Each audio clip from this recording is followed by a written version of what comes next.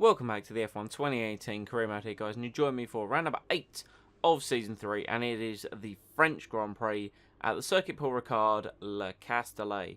Last time out, we're obviously coming off the back of a huge win in Canada, really picking up some momentum now as we come into the full-on part of the European season. Of course, technically it starts in Spain, and then it filters through Monaco, Canada, and then back into Europe. We have got a tyre wear upgrade and a engine power upgrade coming to the car at this particular weekend. However, the race itself is apparently going to be very drizzly, very damp, very wet.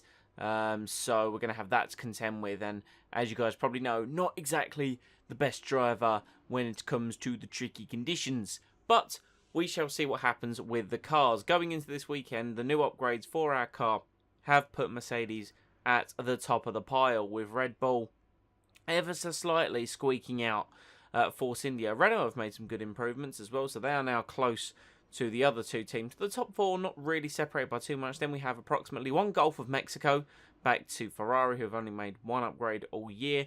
McLaren coming in there. Who's that jumped up? That is Haas have jumped up to be faster than Toro Rosso, Williams, so that's obviously four teams in close proximity. And then you have Alfa Romeo Sauber right the way at the back. So that's how the cars shape up. When it comes to actual resource points, we have 1,204. So we're currently waiting on the ultimate chassis weight reduction upgrade. We could have a little look at the tyre wear upgrade. We've got just enough to get that, and that's a major tyre wear upgrade. So that's going to be something I'm strongly going to consider getting. Do we spend it this weekend? If we do get it this weekend, it'll be there in place for our home Grand Prix at the British Grand Prix. So we're going to pick that one up, and that's going to help us out around the Silverstone circuit, where, of course, tyres are under a lot of pressure through the Maggots and Beckett's complex. So just trying to get the chassis up there to compete with Force India's one. So you can see once the chassis upgrades come in, we are going to be long and far away the fastest car on the grid. Both of them coming for the British Grand Prix as well. So that's going to be a huge upgrade for us, for me, in front of the home fans. But enough talking about Britain. Let's get into the French Grand Prix and qualifying. Welcome to qualifying for this weekend's French Grand Prix. The teams are making their last-minute adjustments before the lights go green, and the fight for pole position gets underway.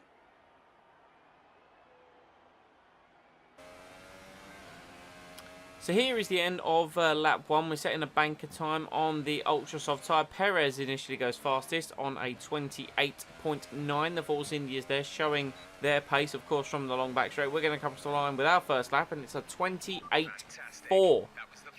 So we've provisionally set ourselves in a very solid position ahead of Perez. Ocon sets his first lap, and it's slower than mine. So at the moment, it's looking like a fight between the Force India's and the two Mercedes, as Bottas has popped himself in second place. But here we go.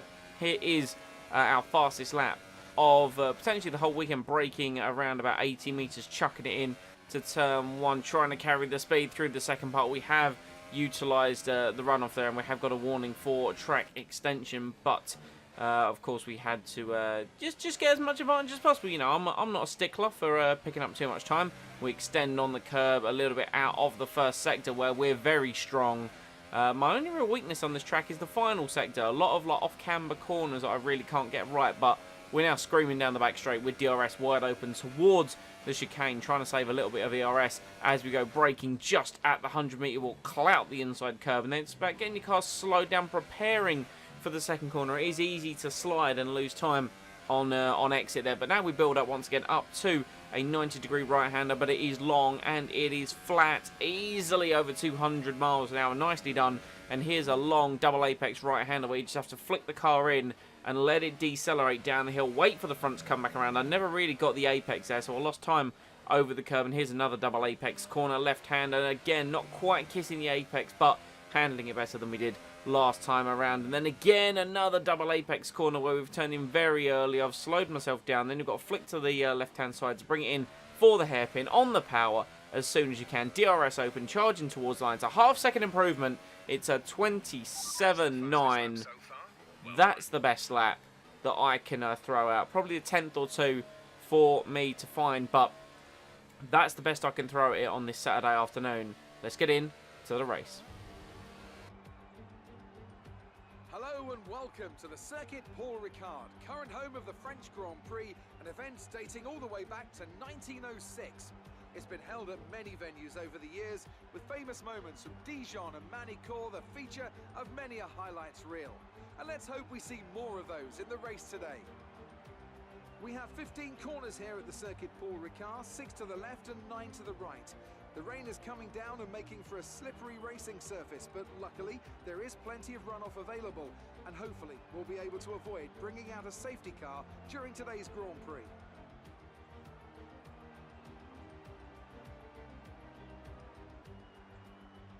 With me today, of course, is Anthony Davidson. Let's talk briefly about Kimi Räikkönen. As ever, the threat of unreliability is never far away, and indeed they'll be starting out of position today due to a power unit component change. So it's going to be a difficult task to move forward from there. But on the bright side, at least those fresh components can help them maintain the power they need to come through the pack. I expect to see them take a more aggressive approach today to make up for the compromised start.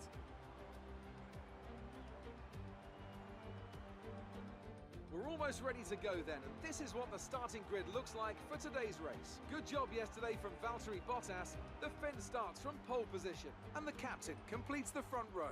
Looking down the rest of the grid, we have Perez, Verstappen, Esteban Ocon, and Ricciardo, Vettel, Alonso, Gasly, and Lance Stroll, Grosjean, Hartley, Carlos Sainz, and Magnussen, Sirotkin, Van Dorn, Charles Leclerc and Nico Hülkenberg, Ericsson and Kimi Räikkönen rounds off the grid. And now it's time to head down to the track. So, as you saw from the graphic, we actually lost out in qualifying to our teammate Valtteri Bottas, who put in a better lap and was able to secure pole position. But nonetheless, a front row start for us at France, and because it is going to be rain all the way throughout the Grand Prix, I'm going to lighten the fuel load a little bit, because you don't tend to run rich too much, at least not excessively, in wet weather. So we can afford to go on that 27 laps. We build and have 5 red lights for the French Grand Prix. And lights are out. Away we go. Lot of wheel spin from both of us. I initially catch up to Bottas, but once again the second phase of the start really costing me. Bottas pulls into the lead. Perez moves across, but he's left the door open. We're going to send it down the inside of the Mexican. That's us up back into second place ahead of Sergio Perez, and it looked as if Esteban Ocon as well has actually lost out in a position to one of the Red Bulls, be that Ricciardo or Verstappen, but Bottas leads us through the first sector. Tyres not quite up to temperature, car sliding on the greasy track. It's not too fully wet, and yeah, it's just very slippery at this moment in time, but we're burning a bit of fuel in rich mix. We will of course turn the engine down over the course of the Grand Prix. We just need to try and keep up with Valtteri, who's already pulling a bit of a lead on me on the back straight, but nonetheless we can make that up to him in the corners as we get very sideways coming out of the chicane. Speaking of the chicane, there appears to have been a bit of an accident, some cars not moving, and a safety car has been called on lap 1 here of the French Grand Prix, so looks like there was a bit of an incident when you actually looked at the mini-map. Let's try and get a replay on what happened there. It was some battling in the midfield. Obviously, someone's tried to be a bit audacious potentially into the chicane and has crashed out. So let's have a look. This is us following the McLaren of Stoffel Van Dorn. I think he's actually one of the retirements due to this incident. But if we follow Van Dorn up to the chicane, you can see there's some cars side by side and a lot of training, but no one really making a move from this sort of camera perspective. Van Dorn turns in, and oh, he's clouted the back of a Sauber, and he's been driven into, and his front wheel has come off the McLaren. Let's look at it from on board, see if we get anything more from this perspective maybe, because just so everyone close up, there's been a spinner, can't see exactly who, looks like a Toro Rosso, and then hits the back, and then yeah, the clout from behind has broken his suspension. So if we go to the head of the train now, it looks like it is the Toro Rosso of local man Pierre Gasly. So Vettel turns in and taps Gasly round, so Gasly spin,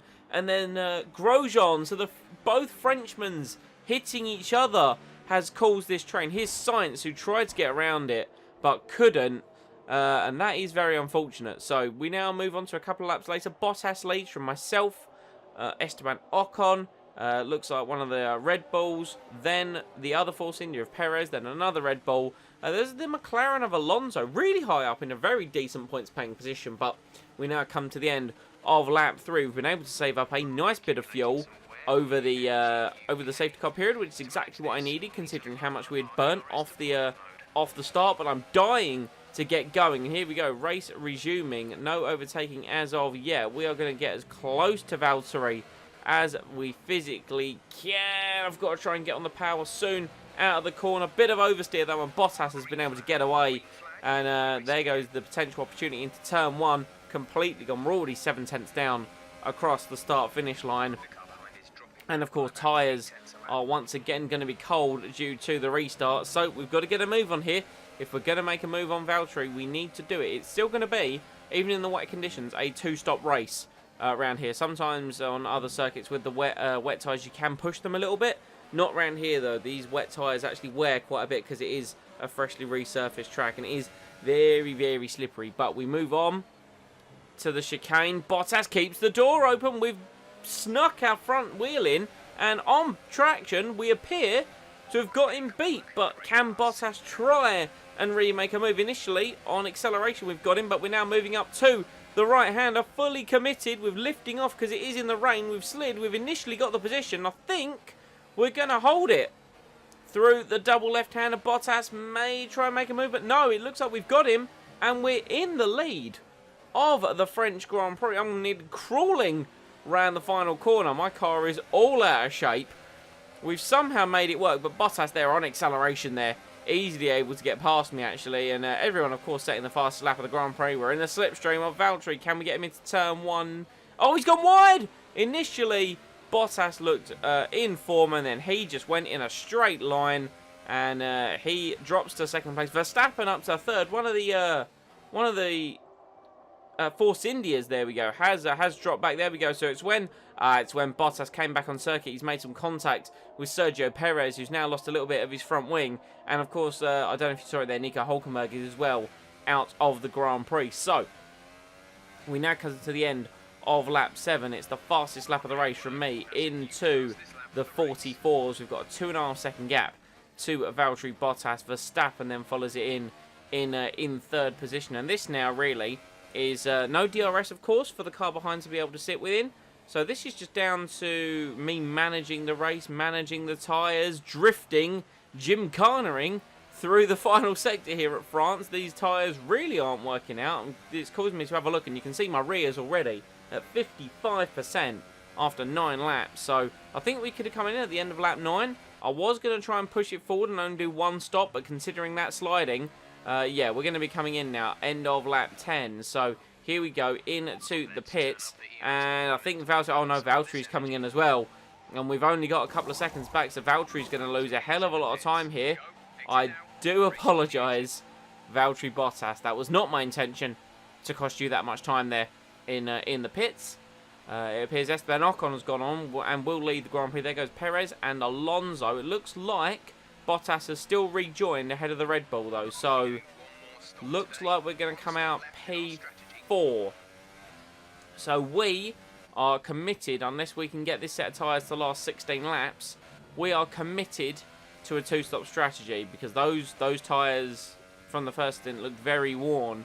We are potentially in a situation where the cars ahead of us have gone on again. We set a 44 flat on our first flying lap out of the pits, but the cars ahead of us potentially on a 1-stop. Now that's not too much of a concern for the 2 cars ahead of me, Alonso and Perez, because they're right there. But what about Esteban Ocon? He is a good few seconds down the road. So we now move on, middle of lap 13. We're flicking it through the chicane on the new tyres. Car feeling nice and planted. Verstappen has got ahead of Bottas in the pit stop phases, and we are now right up behind the rear wing of the McLaren Renault of Alonso. We duck to the inside of the fast right-hander. Alonso turns out of the corner, and we sweep through ahead of the McLaren.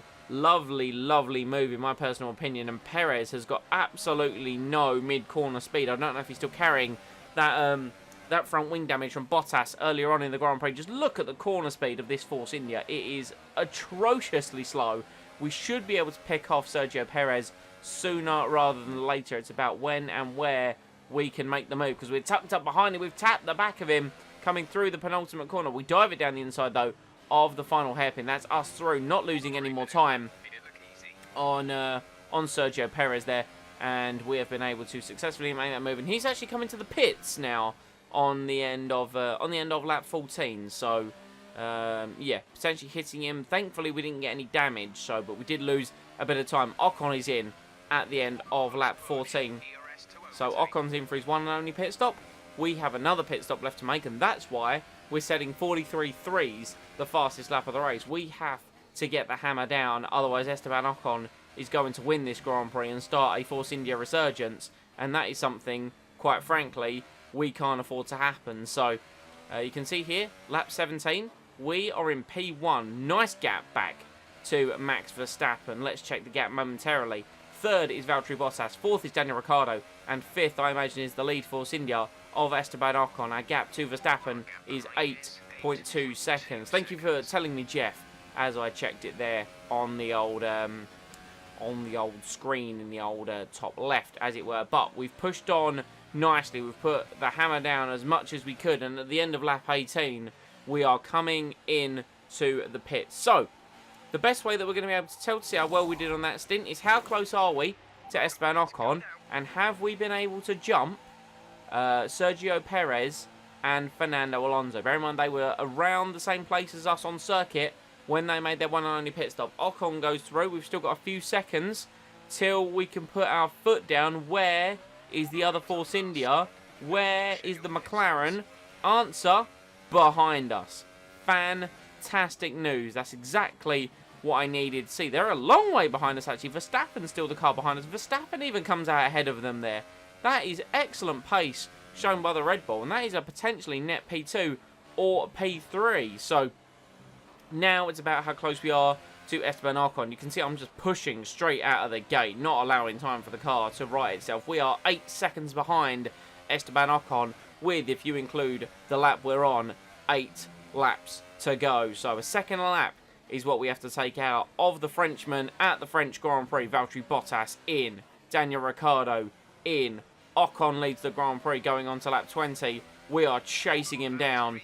This is the lap that we exited the pit lane, and the gap is 7.4 seconds at the end of it, with the fastest final sector of the Grand Prix so far. We are on a tear. We are on a rampage. This is our first full flying lap out of the pits. Ocon has already crossed the line. We now charge up to it, crossing it right now. It's the fastest lap of the race on a 42.7. Gap down to 5.9 seconds. We are closing in at the rate we need to. Unfortunately, that means we will catch him on the last lap.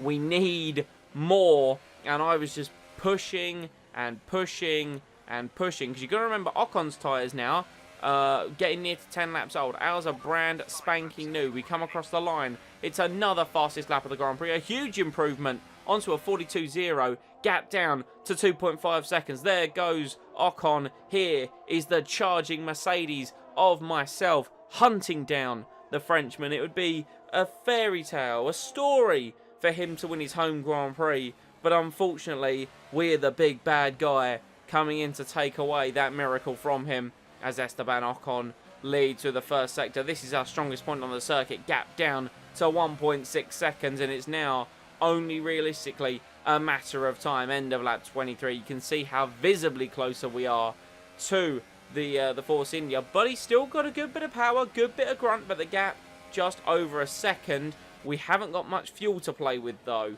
ERS is okay. I'd like to have more, preferably, but we haven't got a lot of fuel to play with. So, it's about lining up and passing Ocon where we can. We are much stronger through this sequence of corners, but it's very much single file unless you're a lot closer to him than we were. And then through this right-hander, you just got to pick the moment to put the power down. Ocon's got on the power just before us. We've turned it up, though. Rich in overtake mode. Can we do anything? He's been able to pull a bit of a lead on us. Can we get it in the slipstream? We're gaining on him. He pulls to the left-hand side. We go to the right-hand side on the brakes. Will we be able to make the move stick round the outside of Ocon? Answer, yes, we do. Even on a greasy track with dying tyres, we've been able to successfully make the move on the Force India. But is Ocon maybe going to have a go. He's certainly going to try into the right-hander at the top of the hill, but Ocon there, brief bit of contact. Can we try and successfully retake the position? We initially go wide on the double right-hander to switch back underneath him. A fantastic move, and one that I thought of in the instant that it was happening. I went wide and thought, I've lost time here, but then as I saw he went wide, we ducked underneath, successfully made the moves, and that was us up back into the lead. Speaking of regaining positions, Valtteri Bottas has regained P3 from Max Verstappen, and on to the final lap. We have a 3.6 second advantage over the Force India of Esteban Ocon, and once again we're going to take that final lap of the Grand Prix to just reflect on a race that I really, when I saw it was going to be wet, I was thinking, well, I'm written off here. Like, I know that I've been alright at France, you know, with Williams in Season 1, with Force India last year, and now with Mercedes. I was like, yeah, no, France is okay for me. You know, I don't expect to do anything special. Then I saw it was raining, thinking, well, we're going to get 6th, 7th at best, really, just because of how poor I am in the wet. But I don't quite know what's worked for me. Maybe I cranked on some extra downforce, or the car just, apart from when the tyres really wore down, which we saw in the first stint was when it got really slippery, the car just felt really planted on the traction zones that I needed it to be planted on. And, you know, I was able to trust it through corners like this one and through the first chicane where you have to rely on momentum realistically. But these double right-handers were absolutely brutal all weekend. Just the patience and waiting on the throttle. Once again here, just waiting to be able to put the power down. But we're going to come through the final couple of corners, and you can see it there, 60% worn on the rear. I completely destroyed this final set of tyres, just to be able to have a go at Ocon, which we successfully did out of the final corner towards the line, and we're going to win the French Grand Prix. Get in. Fantastic drive, just fantastic. You deserved that race win. And here are our podium drivers today after that excellent race. They've excelled here, as they so often do, and it's a well-deserved victory. Mercedes, then, are on top today.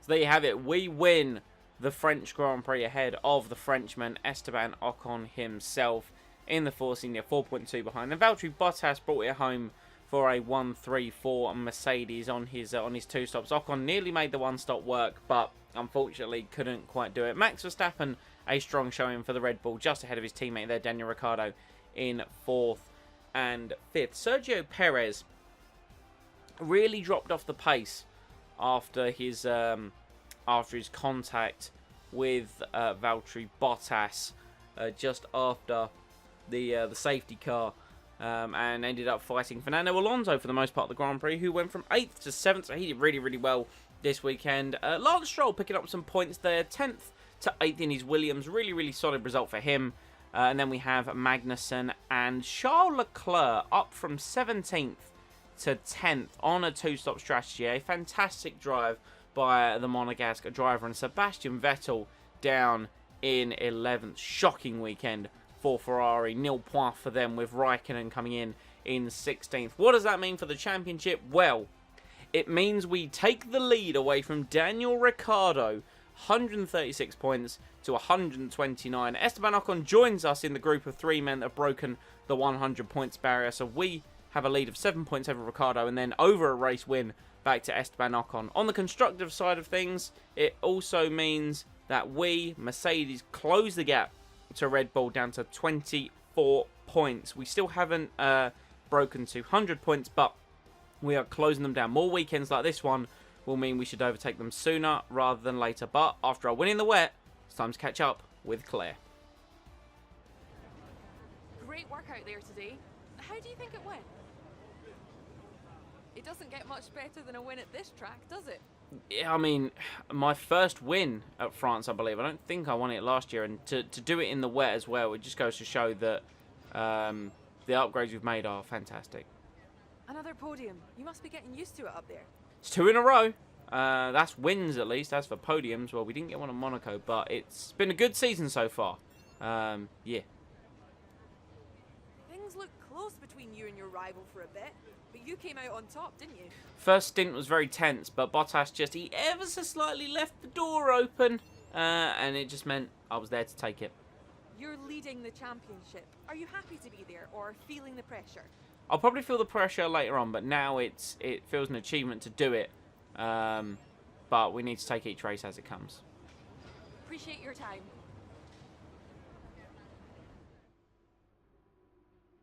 So, there you have it. And, of course, after the French Grand Prix, we have the opportunity to propose a contract. They didn't like those terms.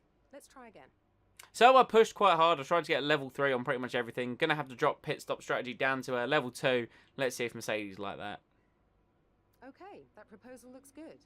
It seems all parties are happy with the deal, so it'll commence at the next race weekend.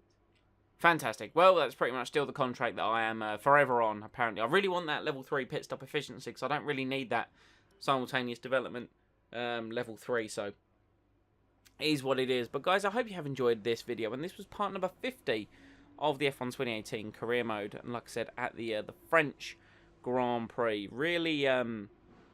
Really hard-earned win, I think. It looked comfortable, but it was anything but. Managing those tyres in those conditions, it was, you know, it's easy to catch the car in front, but then it's maintaining those tyres, considering that they were more worn at the end of the race than they were at the end of the first stint, and you saw how much the car was sliding then. So happy with the result, though. Happy with the race win, and now, of course, leading for the first time, I think. Well, actually, no, I think I did it a little bit in Season 2, but leading the Drivers' World Championship, and doing it for Mercedes. So, can we have them recover? Can we end the drought? It's been Ferrari and Vettel dominance the past 2 years.